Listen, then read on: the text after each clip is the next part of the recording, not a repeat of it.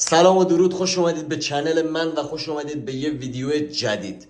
امروز میخوام سه تا از وسیله‌هایی که از دیجی کالا سفارش دادم و آنباکس کنم. البته آنباکس شده ولی میخوام واسه شما باز کنم و هر سه تا وسیله که گرفتم واسه ویدیو ساختم به من خیلی کمک میکنه و بریم ببینیم چی گرفتم. خب بچه ها، بریم ببینیم چی گرفتم. و اینکه این میکروفونه رو واسه شروع گرفتم و اینم میز کامپیوتر منه و قراره احتمالا استریم کردنم شروع کنم. اینم یه کابل گرفتم و یه سپایه واسه دوربین و موبایل.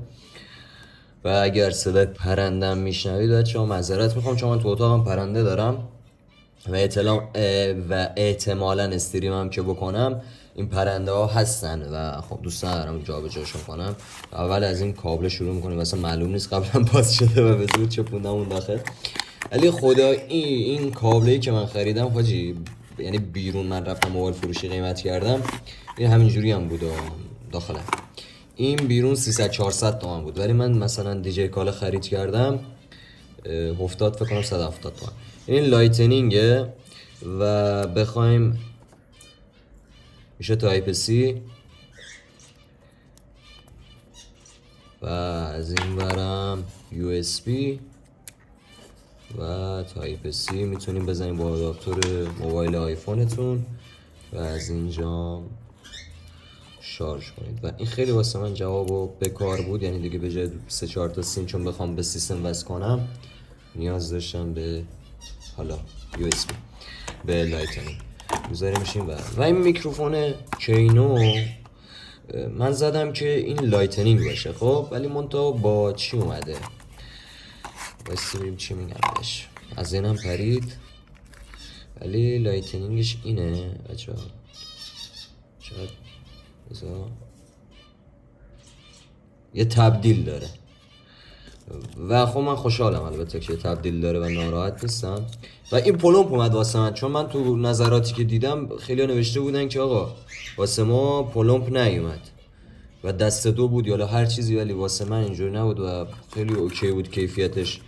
حالا در ادامه میکروفون رو وصل میکنم ببینید چه جوریه داستان. خب الان وصل نیست، داره چشمک میزنه.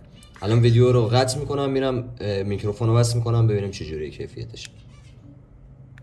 خب الان دارم با میکروفون ضبط میکنم. من قبلا هم از این میکروفون ها داشتم و از نظر من خوبه کیفیتش واسه شروع ساخت محتوا.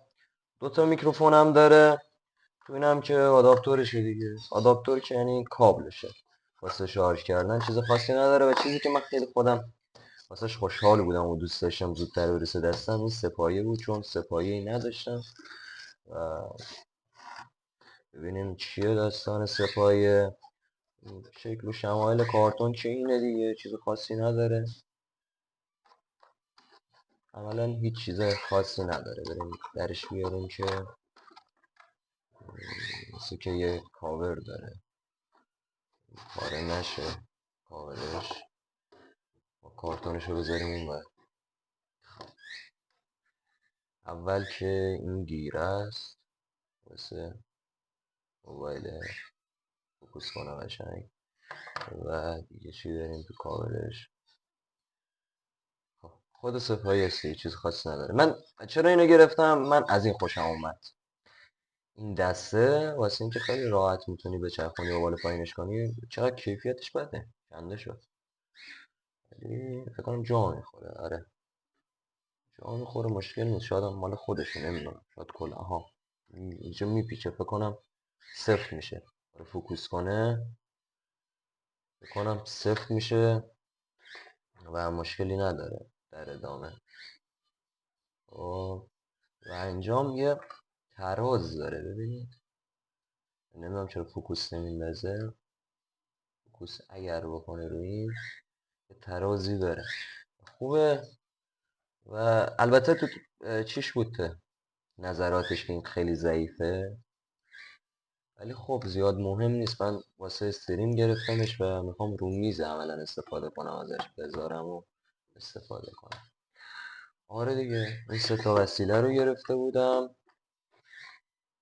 سپایو، میکروفون و این کابله رو.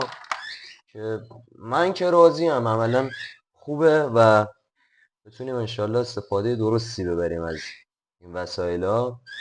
شاید اینجا تو دوربین بد معلوم میشه خاک دیگه.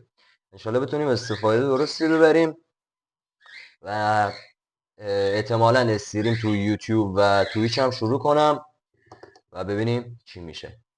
خب بچه ها، مرسی از اینکه ویدیو رو تا آخر نگاه کردید. من دوست داشتم خب وسیله‌ای که گرفتم و با شما به اشتراک بذارم که ببینید، چون هنوز اول راه هم، هنوز اول مسیرم و احتمالا دکور من همین باشه و یه نور جلو بیاد و بخوام ستاپ کنم و سیستمم اوکی کنم که بتونم استریم کنم، بعد هم بتونم ویدیو بیرون بگیرم بلاگ و اینطور چیزا، همین که بتونم تو اتاق خودم ویدیو بگیرم. حالا از اونجایی که خب هنوز وسیله حرفه‌ای ندارم و خب خیلی صفر دارم شروع میکنم، کم کم انتظار دارم شما حمایتم کنید. دیگه بیشتر از این چیز ندارم بگم. حتما سابسکرایب هم کنید، زنگوله رو فعال کنید و مرسی که تا اینجا منو نگاه کردید.